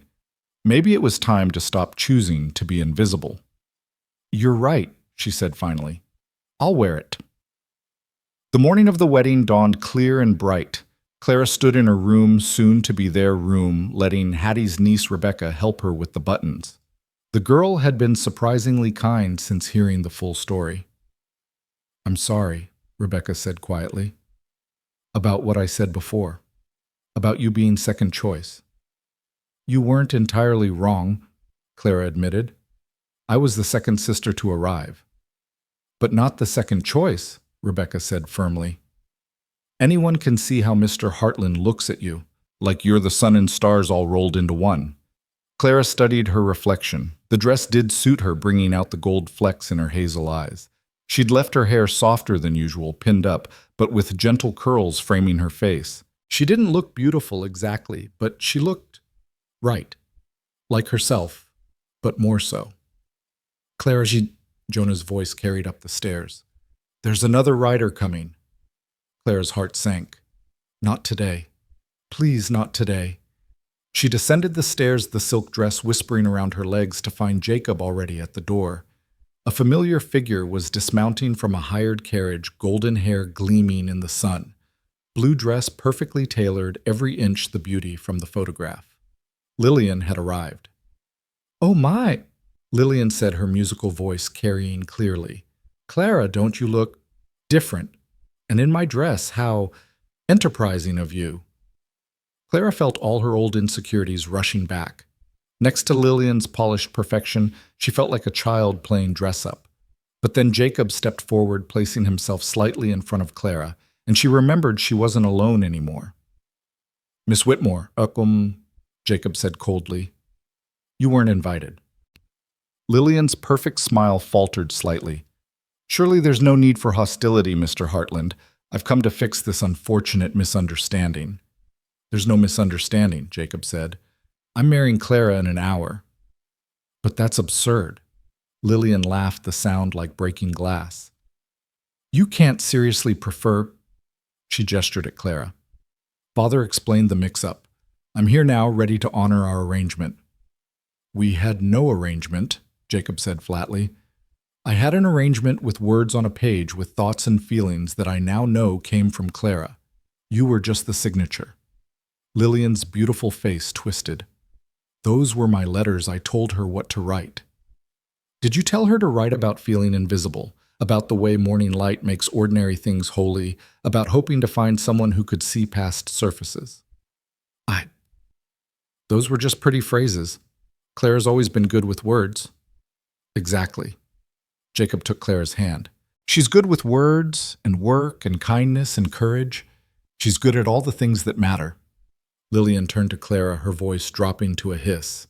You can't seriously think this will last. He'll compare you to me every day. Every time he looks at you, he'll remember what he could have had. The words were designed to wound, and they did. But before Clara could speak, Jonah stepped forward, his young face fierce. You're wrong, he said. Mr. Hartland never mentions you, but he smiles every morning when Miss Clara comes down for breakfast. He whistles when he's working now, and he didn't before. She makes him happy. You just made him curious. Hattie Patterson chose that moment to emerge from the house. Well, you must be the infamous Lillian. Prettier than your photograph, I'll give you that. Also later than advertised and considerably less welcome. And you are… Lillian's tone was imperious. The woman who's going to escort you back to town if you're not gone in the next 5 minutes. Hattie's smile was sharp as a blade. This is Clara's wedding day, and you're not going to ruin it with your theatrics. Lillian looked around, perhaps expecting someone to defend her, to be swayed by her beauty, but she found only hostile faces. Even Rebecca, who might have been expected to appreciate Lillian's fashionable appearance, looked disgusted. This is a mistake, Lillian said desperately. Clara, you know you don't belong here. You're a Boston spinster, not a ranch wife. Come home with me. Father needs you to run the household. For the first time since her sister's arrival, Clara spoke. No, I won't come home. No, I don't know that I don't belong here. And no, you can't have Jacob just because you've decided you want him after all. Clara stepped forward, still holding Jacob's hand. You're right that I'm plain. You're right that I'll never be the beauty you are. But I'm the one who wrote the letters that made him fall in love. I'm the one who saved his cattle in a storm. I'm the one who makes Jonah smile and brings vanilla back to his mother's kitchen. I'm the one he chooses, and I choose him back. Lillian's perfect composure finally cracked. You can't do this to me. I'm your sister. Yes, you are. And I love you despite everything, but I won't sacrifice my happiness for your whims anymore. Clara's voice was steady, sure. Go home, Lillian. Or go wherever you want. But go. For a moment, Lillian stood there, beautiful and furious and utterly defeated. Then she turned on her heel and climbed back into the carriage. You'll regret this, she called as it pulled away. When you're old and worn from all this work, when he realizes what he gave up. But her words were lost in the distance, and no one moved to hear them better. Well, Hattie said briskly, now that that's settled, we have a wedding to attend. Clara, you need to touch up your hair. Jacob, go put on your good shirt. Jonah, stop grinning like a fool, and go tell Reverend Davies we're ready. An hour later, Clara stood before the small gathering in the Hartlands' parlor. Jacob's hands warm and steady in hers. Reverend Davies, a gentle man with kind eyes, was speaking about commitment and courage, about building something lasting in a wild land. But Clara barely heard the words. She was too focused on Jacob's face, on the way he looked at her like she was everything he'd ever wanted. When it came time for the vows, his voice was strong and clear. I, Jacob, take you, Clara, to be my wife. Not as a second choice or a substitute, but as my only choice. My true companion, the answer to letters I didn't know I was writing. Clara's own vows came from her heart. I, Clara, take you, Jacob, to be my husband. You saw me when I was invisible, chose me when I felt worthless, and taught me that sometimes what looks like settling is actually rising to meet your destiny. When Reverend Davies pronounced them married and Jacob kissed her, the small crowd erupted in celebration. But Clara heard only Jacob's whisper against her lips, my Clara, finally, truly mine. The reception was simple but joyful food prepared by Hattie's army of helpers, music from a fiddle and guitar dancing that went on until the stars came out. Clara found herself passed from partner to partner, everyone wanting to dance with the new Mrs. Hartland, but her eyes always found Jacob's across the room. As the evening wound down and guests began departing, Clara stepped out onto the porch for air. The vast Wyoming sky stretched above her millions of stars she'd never seen in Boston's smoky air. She thought about Lillian, probably halfway back to Cheyenne by now, and felt not triumph, but a kind of sad peace. Her sister had made her choices just as Clara had made hers. Regrets? Jacob's voice came from behind her. No, just thinking about how different life would be if I'd never gotten on that stagecoach. He wrapped his arms around her from behind, resting his chin on her head. I would have found you somehow. Those letters, your words, they created a rope between us. I would have followed it to Boston, if I had to. Even though I'm not beautiful like Lillian, Jacob turned her in his arms, his expression serious. Clara, I need you to understand something. You're not beautiful like Lillian, because you're beautiful like Clara, like the woman who sees glory in ordinary things, who finds courage when it's needed, who makes everyone around her feel valued. That's a beauty that won't fade with age or wither with hardship. She reached up to touch his face, tracing the scar that ran from temple to jaw. How did you get this? The war, a cavalry charge that went wrong. The surgeon said I was lucky it didn't take my eye. He covered her hand with his. For a long time I thought it made me ugly, unmarriageable. Then I realized the right woman would see it as proof I'd survived, not evidence I was damaged. The right woman thinks it makes you look distinguished, Clara said, then gasped as he swept her up into his arms. Time to go home, Mrs. Hartland. We are home, she pointed out, laughing. Home to our room, then, unless you'd prefer to spend our wedding night discussing scars and beauty with the chickens for audience. She buried her face against his neck, suddenly shy. Jacob. I know, he said gently. We have time, Clara. All the time in the world to learn each other. He carried her up the stairs, Jonah having tactfully disappeared to the bunkhouse with the hands for the night. Their room was transformed with candles and wildflowers, clearly Hattie's doing. Jacob set her down gently, his hand steadying her. Are you afraid? No, Clara said, and found it was true. I've been afraid my whole life. Afraid of being seen, afraid of wanting things, afraid of not being enough. But with you, I'm not afraid anymore. He kissed her then, soft and sweet and full of promise, and Clara knew with bone-deep certainty that she was exactly where she belonged, not as a second choice or substitute, but as herself, Clara Hartland, chosen and choosing in return. Outside, the Wyoming wind sang across the prairie, carrying the scent of sage and possibility. And in the room that Jacob had built for another woman, but filled with love for the right one, Clara finally understood what it meant to come home. The first months of marriage passed in a rhythm Clara had never known before, work and rest, solitude and companionship all woven together like the quilts she mended by lamplight. She learned Jacob's silences, the difference between his thinking quiet and his worried quiet, the way he rubbed his jaw when calculating finances, and his temple when a storm was coming.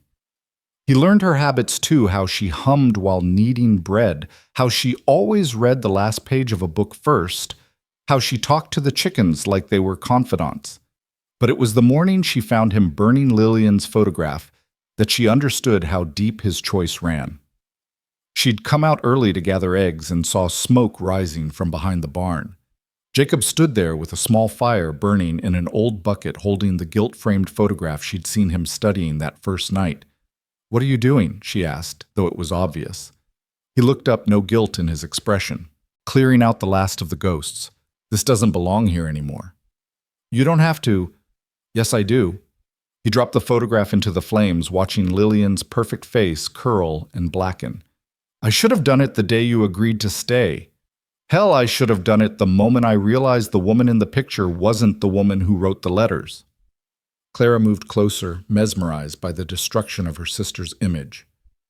She was beautiful, though. She was empty, Jacob said flatly, a pretty frame with nothing real inside, like those false front buildings in town all show up front, nothing but air behind. He pulled Clara against him. You're solid all the way through, Clara, real and true and mine. The photograph was ash, now drifting up with the smoke. Clara felt something release in her chest, some last fear that Jacob was settling for what was available rather than choosing what he wanted. "No more ghosts," she agreed, turning in his arms to kiss him. That afternoon, Hattie Patterson arrived with her usual lack of ceremony, bringing news that would shake their newfound peace. "There's talk in town," she announced, settling her considerable bulk into Clara's kitchen chair. "That sister of yours didn't leave Wyoming." Clara's hand stilled on the coffee pot. "What do you mean?" "She's taken rooms at the Imperial Hotel in Cheyenne. Been there near 2 months now, playing the tragic abandoned bride to anyone who'll listen." Hattie's expression was grim. "She's telling folks that Jacob compromised her reputation with all those letters that he owes her marriage or compensation." "That's ridiculous," Jacob said from the doorway, his voice dangerously quiet. "She never wrote a single word to me. You know that, but she's got that face that makes men stupid and women jealous. She's already got Harold Morrison sniffing around her, and you know what his newspapers can do to a reputation." Harold Morrison owned 3 newspapers in the territory and had political ambitions that fed on scandal. Clara felt her stomach drop. "What does she want?" Clara asked, though she suspected she knew. "Money, probably. Or maybe just to cause trouble. You know your sister better than I do." Clara did know Lillian knew her sister couldn't bear being the one who lost. "She wants Jacob to pay her to leave. She's done this before with a shopkeeper's son in Boston. Made enough fuss that his family paid her to quietly disappear." "Well, she's picked the wrong target this time," Jacob said. "I don't pay extortion, and I don't care what lies she spreads." But Clara cared. She'd seen what rumor could do to a ranch's business, how isolation became complete when a family was shunned. "I should go talk to her." "Absolutely not," Jacob said immediately. "He's right," Hattie agreed. "Don't give her the satisfaction." But 3 days later, when Jacob was out checking the far pastures, Clara saddled Buttercup and rode to town anyway. She couldn't let Lillian destroy what they'd built, not when they'd fought so hard for it. The Imperial Hotel was Cheyenne's finest establishment, all red velvet and gilt mirrors, trying desperately to be something it wasn't just like Lillian. Clara found her sister in the tea room holding court with 3 besotted men and 2 disapproving women. "Clara!" Lillian's voice rang out with false delight. "How wonderful, everyone! This is my dear sister, Mrs. Hartland, though of course that should have been my name." The men shifted uncomfortably. The women leaned forward with interest. "May I speak with you privately?" Clara asked quietly. "Oh, there's no need for privacy among friends. Unless you have something to hide." Lillian's smile was sharp as glass. Clara sat down uninvited. "What do you want, Lillian?" I want what was promised to me. A husband, a home, a future." Lillian dabbed at her eyes with a lace handkerchief, though no tears appeared. "Instead, I'm ruined, abandoned, forced to live on charity." "You abandoned him first," Clara said evenly. "You ran off to Paris with Charles Ashford." Lillian's audience gasped. This was clearly new information. "That's a lie," Lillian protested, but her perfect composure cracked slightly. "I have your letter saying so, the one you left father. I also have the ship's manifest showing you boarded the Marie Claire bound for France." Clara had done her research before coming. "Would you like me to send for them?" The men began to excuse themselves, suddenly remembering urgent business. The women stayed their disapproval, now directed at Lillian. When they were alone, Lillian dropped her performance. "You always were too clever for your own good. And you always overplayed your hand. What happened with Charles? Did he realize you were all surface too?" Lillian's beautiful face twisted. "He left me for a French dancer. Said I was too cold, too calculating. Me, after everything I gave up for him." "You gave up nothing you valued. Jacob was just a meal ticket to you." "And what is he to you?" "True love." Lillian laughed bitterly. "You've been married 3 months, Clara. Wait until the novelty wears off, until he starts comparing you to every pretty woman he sees." "He burned your photograph this morning," Clara said quietly. "Burned it and scattered the ashes. He said you were empty, all show and no substance." The words hit their mark. Lillian went pale beneath her powder. Leave Wyoming, Clara continued. There's nothing for you here but embarrassment when people learn the truth, and they will learn it. I'll make sure of it if you force me to. You'd destroy your own sister's reputation. You'd destroy your sister's marriage. I think we're even. Lillian studied her for a long moment. You've changed. You were always such a mouse scurrying around in my shadow. I found someone who showed me I don't belong in shadows. Clara stood. You have 1 week to leave Wyoming. After that, I start telling the truth to anyone who will listen. She was at the door when Lillian called out. Do you ever wonder if he thinks of me when he's with you? If he closes his eyes and imagines the beautiful sister instead of the plain one? Clara turned back, seeing her sister clearly, for perhaps the first time beautiful, yes, but hollow with it, forever seeking validation in others' eyes, because she had none for herself. No, Clara said simply. I don't wonder that at all. She left Lillian sitting alone in the tea room, surrounded by empty chairs and the ruins of her schemes. The ride home was peaceful, the autumn air crisp with coming winter. Clara found Jacob waiting on the porch, his face thunderous. You went to see her? Yes. After I specifically said, You're not my master, Jacob. You're my husband. There's a difference. He stood towering over her, but Clara didn't back down. They stared at each other for a long moment, then Jacob's expression shifted. What did she want? To cause trouble. I convinced her to leave instead. How? I threatened to tell everyone the truth about her running off to Paris. Clara moved past him toward the house. Sometimes the plain sister learns a thing or two about manipulation from watching the pretty one.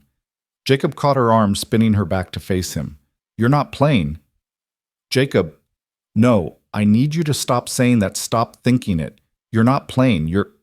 He seemed to struggle for words. You're like this land. People who don't look close think it's plain too, just grass and sky. But if you really look, really see, there's 1,000 different colors in that grass, 100 shades of blue in that sky. There's beauty that lasts, that changes with the seasons, but never goes away. Clara felt tears prick her eyes. That might be the most romantic thing you've ever said to me. I'm working on it. Jonah's been coaching me. He says I'm hopeless at pretty words. I don't need pretty words, Clara said, reaching up to touch his face. I just need true ones. That night, the first snow began to fall earlier than expected. They stood at the window watching it transform the landscape, everything familiar made new under its white blanket. Winter's going to be hard, Jacob said. Sometimes we get snowed in for weeks. No visitors, no trips to town, just us and the white. Sounds perfect, Clara said, and meant it. But winter brought challenges she hadn't anticipated.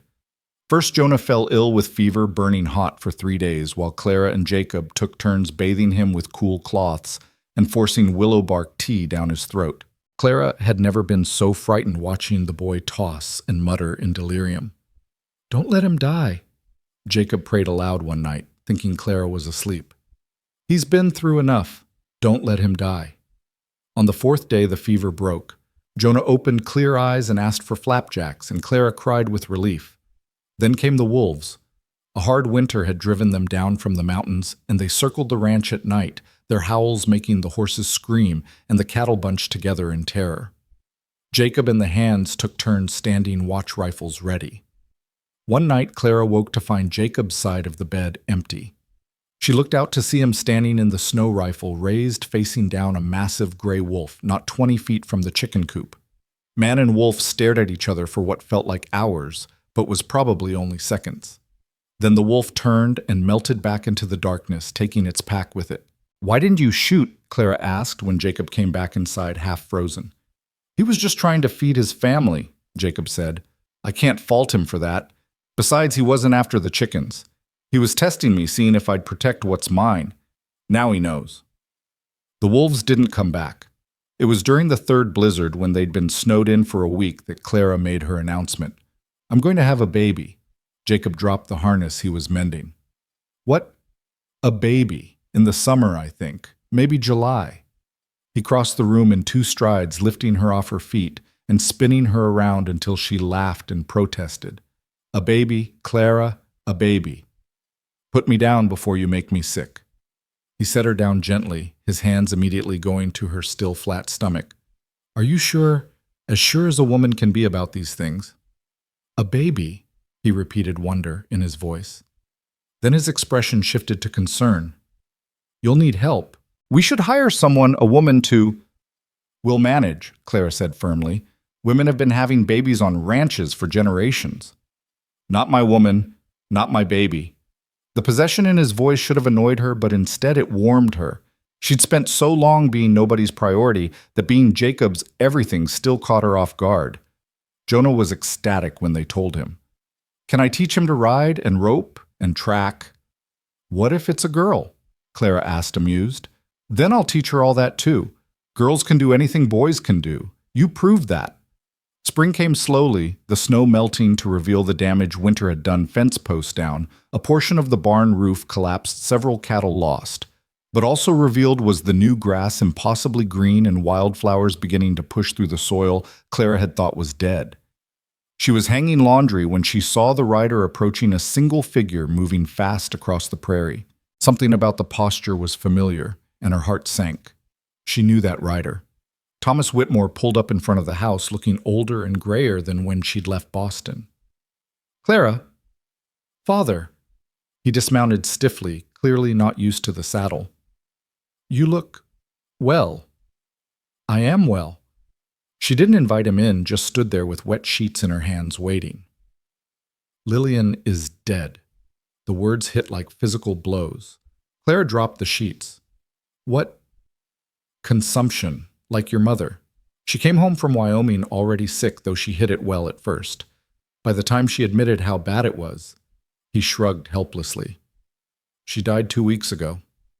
Clara sat down hard on the porch steps, her legs suddenly unable to hold her. Lillian, vibrant, beautiful.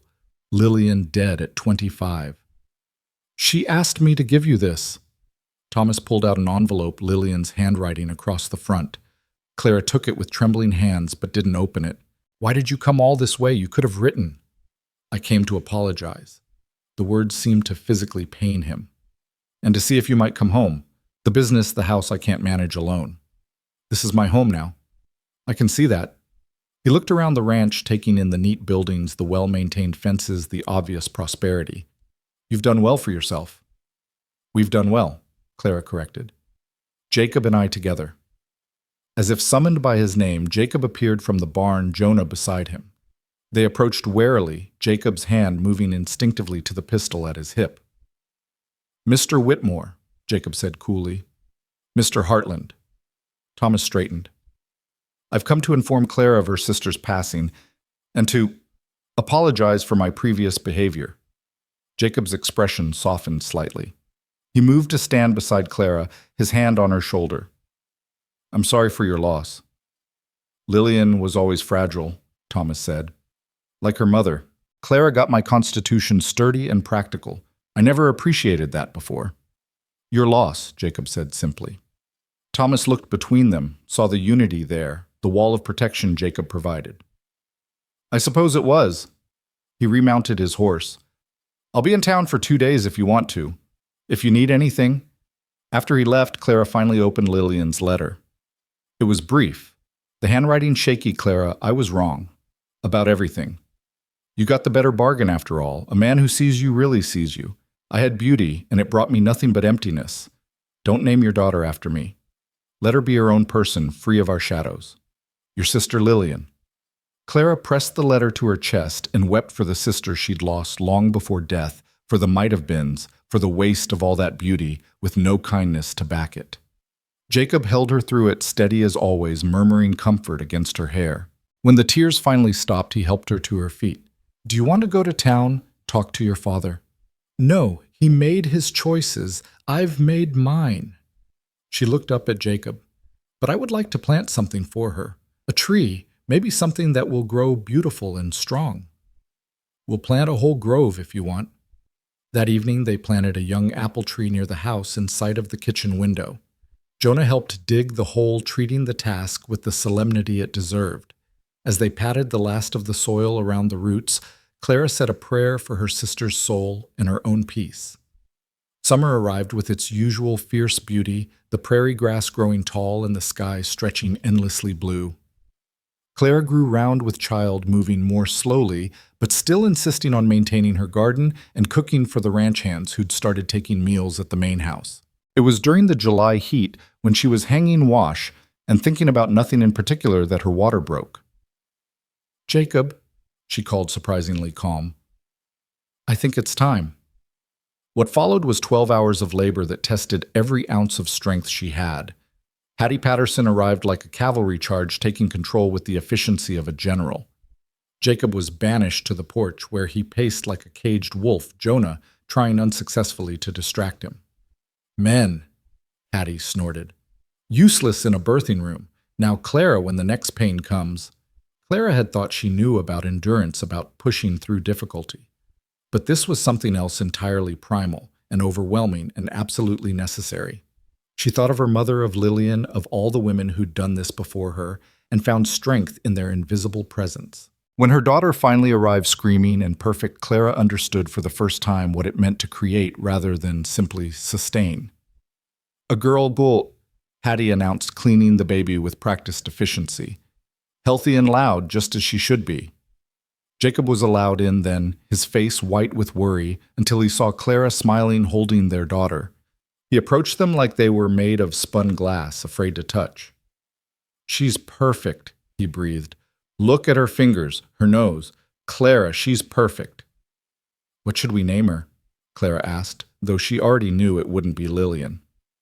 "Grace," Jacob said immediately. "For the grace that brought you to me and her to us."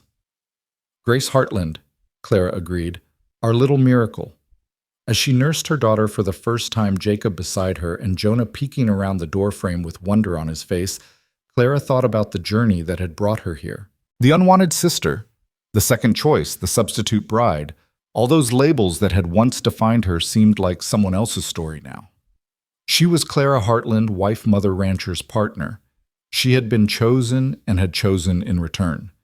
And in this wild land that demanded everything but gave back in equal measure, she had found her true self. "Thank you," she whispered to Jacob as Grace settled into sleep. "For what? For seeing me when I couldn't see myself." He kissed her forehead, gentle and reverent. "You were never invisible, Clara. You were just waiting for the right eyes to find you." Outside, the summer evening was painting the sky in shades of pink and gold that existed nowhere else but Wyoming. The apple tree they'd planted for Lillian was already showing new growth reaching toward the sun. And in the house that Jacob had built for one woman, but filled with love for another, the Hartland family settled into their first night as 304 counting Jonah, who'd finally crept in to marvel at the baby's tiny fingers. They were an unlikely family, assembled from loss and loneliness and second chances, but they were real and solid and true all the way through. And in the end, Clara thought as she drifted toward sleep, that was worth more than all the beauty in the world. The seasons would turn, bringing their challenges. The ranch would prosper or struggle with the weather and markets. Grace would grow, and perhaps brothers or sisters would follow. Jonah would become a man, probably staying to work the ranch or starting his own. Life would unfold in its mixture of ordinary moments and profound changes. But tonight in this perfect. Now Clara was exactly where she belonged.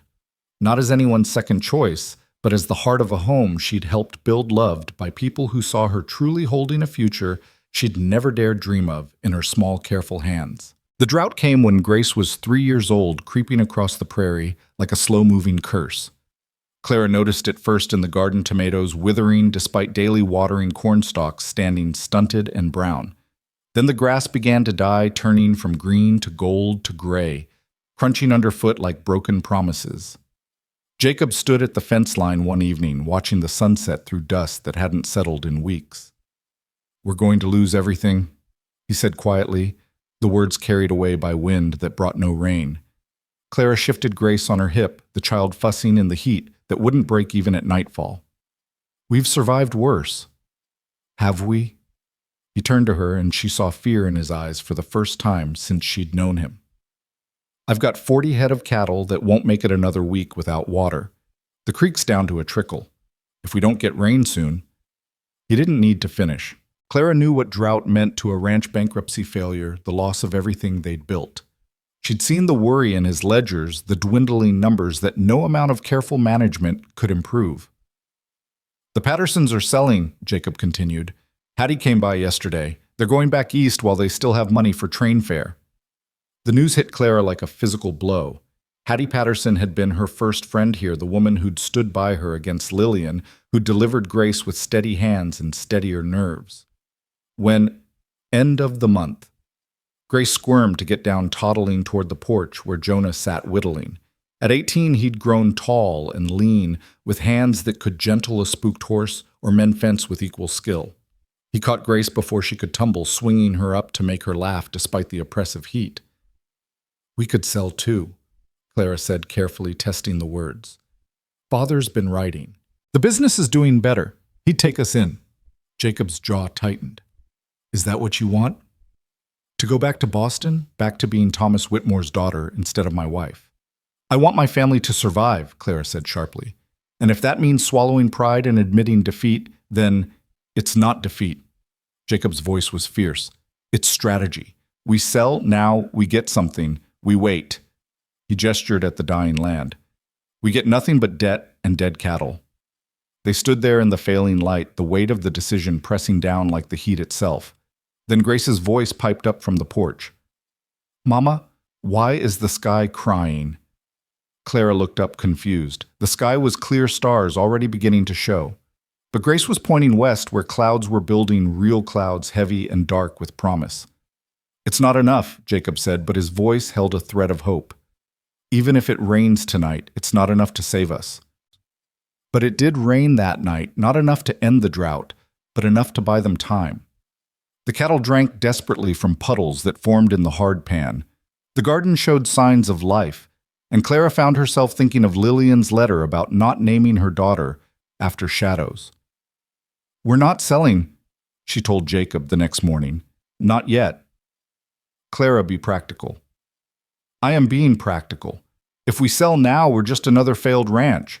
But if we can hold on until fall, if we can find water—" "There is no water. I've searched every inch of this land." "Then we search again." It was Jonah who found it, or rather who remembered it. He came racing back from the far pasture one afternoon, his horse lathered with sweat. "Mr. Hartland."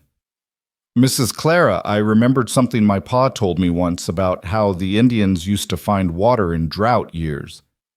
Jacob barely looked up from the calf he was trying to save. "Jonah, this isn't the time for stories." "It's not a story. There's a place about 3 miles north where the cottonwoods grow different. Pa said the Indians knew it meant water underground, deep, but reachable." Clara and Jacob exchanged glances. It was desperate, probably foolish, but what choice did they have? They spent the next week digging where Jonah indicated Jacob and the remaining ranch hands taking shifts despite the killing heat. Clara brought water and food, Grace playing in the shade of the wagon. 6 feet down, they hit mud, 8 feet seepage. At 10 feet, water began pooling faster than they could bail it out. "It's not much," Jacob said that night, exhausted but smiling for the first time in weeks, "but it might be enough." They rigged a pump system, hauled water in barrels to the cattle. It was back-breaking work, every drop precious, but the cattle lived. The garden struggled on. They survived another month, then another. It was during this time that Harrison Pike returned to the territory. Clara had heard of him, everyone had. He'd left Wyoming 10 years ago with nothing and returned from California with gold money, buying up failed ranches and turning them into an empire. He came to the Hartland Ranch on a day when the thermometer read 107 degrees, riding a black horse that looked untouched by the heat destroying everything else. "Mr. Hartland," he said, not bothering to dismount, "I hear you're struggling." "We're managing," Jacob said evenly. Pike smiled, the expression not reaching his eyes. "I'd like to make you an offer. Fair price for your land, enough to start over somewhere else." "We're not selling." "You will be." Pike's gaze traveled over the ranch, lingering on Clara where she stood in the doorway. "One way or another, everyone sells to me eventually." After he left, Clara found Jacob staring at the horizon, fists clenched. "He's right," Jacob said. "If this drought doesn't break soon, then we'll deal with that when it comes." Clara moved beside him, taking his hand. "We've faced worse." "Have we, Clara? I can't—" His voice broke. I can't fail you. Not you and Grace and Jonah. I promise to provide for you to— You promise to love me, Clara interrupted. That's all. The rest we figure out together. But Pike didn't wait for the drought to do his work. Strange things began happening. Fences cut in the night, letting cattle wander. The new well contaminated with something that made the water undrinkable for days. Then one of the ranch hands quit suddenly, and Clara saw him in town the next week wearing new clothes and avoiding her eyes. He's trying to force us out, Jacob said grimly after finding more cut fence. The bastard's trying to break us. Then we don't break, Clara said simply. But it was hard not to break when Grace fell ill, her small body burning with fever in the heat that wouldn't lift. Clara sat by her daughter's bed for 3 days, bathing her with precious water, praying to a God who seemed to have forgotten Wyoming entirely. Please, she whispered in the darkest hour of the third night. She's innocent. She doesn't deserve this. Take anything else, but not her. Whether it was prayer or Grace's own strength, the fever broke at dawn. The child opened clear eyes and asked for water, and Clara wept with relief that turned to determination. Harrison Pike would not drive them from their home. The drought would not defeat them. They would survive because the alternative was unthinkable. It was Rebecca Patterson who brought the news that changed everything. She arrived on a day when the dust was so thick it turned noon to twilight, her horse struggling through drifts of dirt that collected like snow against the buildings. Aunt Hattie sent me, she gasped, pulling down the kerchief that covered her face. She said you needed to know. Pike doesn't really own all that land he's claiming. The titles are forged. Clara stared at her. What? My intended, you remember William Marshall, the lawyer. He was going through territorial records for a case and found discrepancies. Pike's been filing false claims, intimidating people into selling, then legitimizing the sales with forged documents. Jacob had come from the barn hearing voices. Can Marshall prove it? He's gathering evidence, but Pike has friends in high places, and people are scared. Rebecca looked between them. But if enough ranchers stand together if they demand an investigation— They won't, Jacob said flatly. Half are already gone, the other half are hanging on by threads. Then we make them, Clara said suddenly. Both Jacob and Rebecca turned to her in surprise. We call a meeting, every rancher still in the territory. We show them what Pike's doing, give them a choice: stand together or fall separately. Clara, these are proud men. They won't listen to a woman. Clara's chin lifted. Maybe not, but they'll listen to their wives, and their wives will listen to me. The meeting was held in the Hartland barn, the only building large enough to hold the 30 families who still remained. Clara had spent a week riding from ranch to ranch, despite the killing heat and Jacob's protests, talking to the women, showing them Rebecca's evidence, appealing to their pride and desperation in equal measure. Harrison Pike arrived uninvited, striding into the barn like he owned it already. I hear you're spreading lies about me, Mrs. Hartland, he said loud enough for everyone to hear. Clara stood from where she'd been sitting with Grace on her lap. I'm spreading truth, Mr. Pike. Would you like to explain to everyone here how you acquired the Morrison Ranch? The one Mr. Morrison swears he never sold. Morrison was drunk. He doesn't remember. I was stone sober, you lying snake, Tom Morrison shouted from the crowd. You threatened my family, said accidents happen to children who play too far from home. The barn erupted in angry voices, other ranchers sharing similar stories. Pike's hand moved to his gun, but found himself facing a dozen rifles held by desperate men who'd had enough. Get out, Jacob said quietly, but his voice carried over the crowd. Get out of our barn, off our land, out of Wyoming, if you know what's good for you. Pike's face was purple with rage. You'll regret this, all of you. When you're starving and your children are crying for food, remember you chose this. He left, but everyone knew it wasn't over. Men like Pike didn't give up easily. The attack came 3 nights later. Clara woke to the smell of smoke and Jonah's voice screaming, Fire! The barn's on fire! They formed a bucket brigade, every hand on the ranch fighting the flames that threatened to consume not just the barn, but their hopes of survival. Clara worked beside Jacob, passing buckets until her hands bled while Jonah led the terrified horses to safety. They saved the barn, though barely. As dawn broke over the blackened but standing structure, Sheriff Coleman arrived with news. Pike's gone, he said. lit out in the night, but not before William Marshall got federal marshals involved. Turns out Pike was wanted in California, too. Same scheme, different territory. The relief was overwhelming, but it didn't bring rain. The drought continued its stranglehold, and saving the ranch from Pike meant nothing if they couldn't save it from nature. It was Grace who saw them first clouds building in the west, different from the dust clouds that had fooled them so many times before. These were tall, dark, heavy, with promise. "Rain coming, Mama," she announced with the certainty only a 3-year-old could possess. Clara wanted to tell her not to hope, but something in the air had changed. The birds were acting different, circling and calling. The horses were restless in a new way, excited rather than suffering.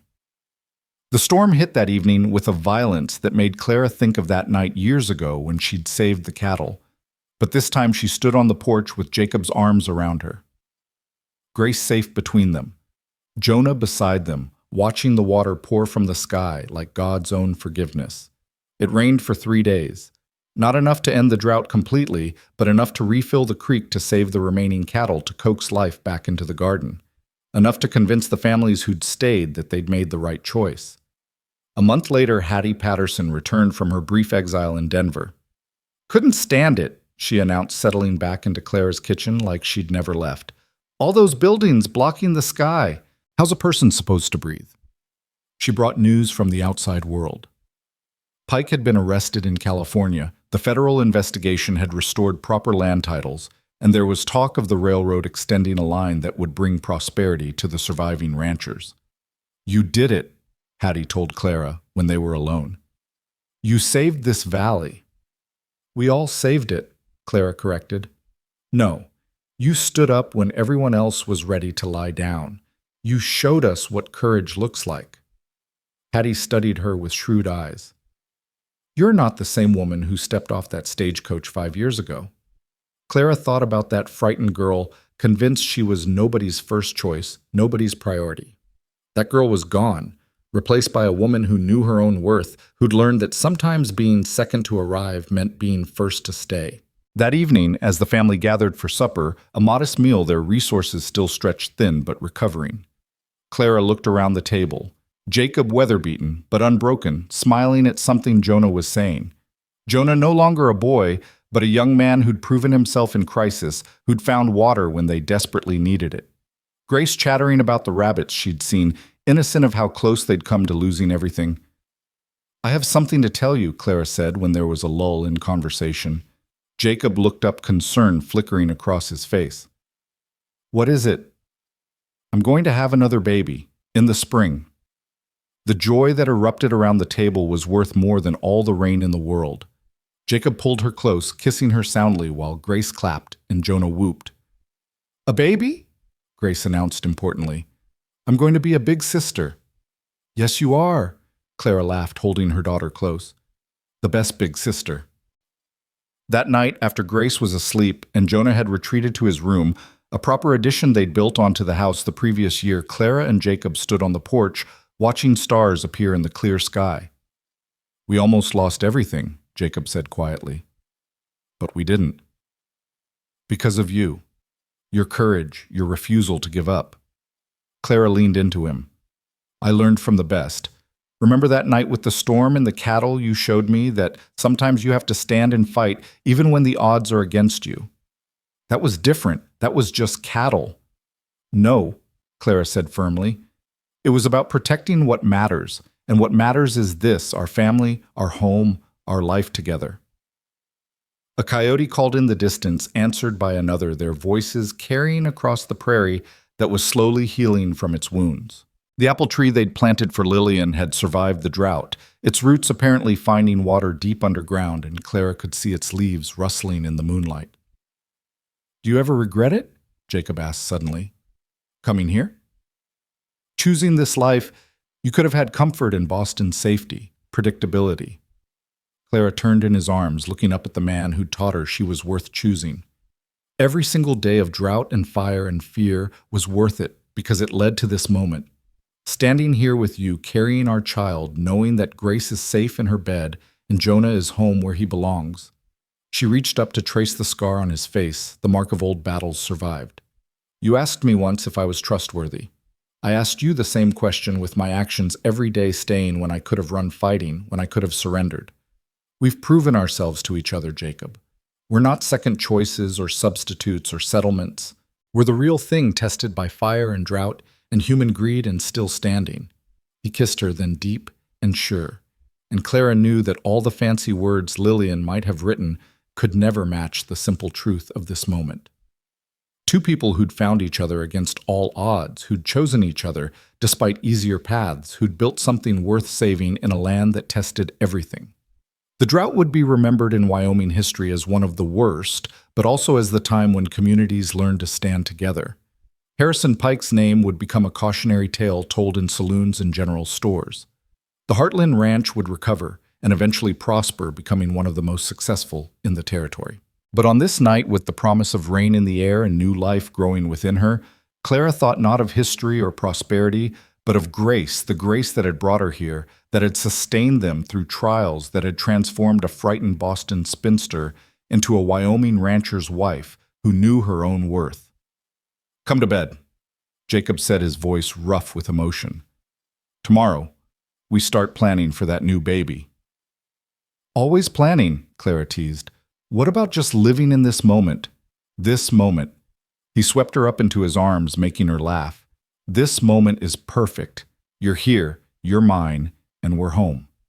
As he carried her inside, Clara caught a glimpse of their reflection in the window. Not a beautiful woman or a handsome man, but something better.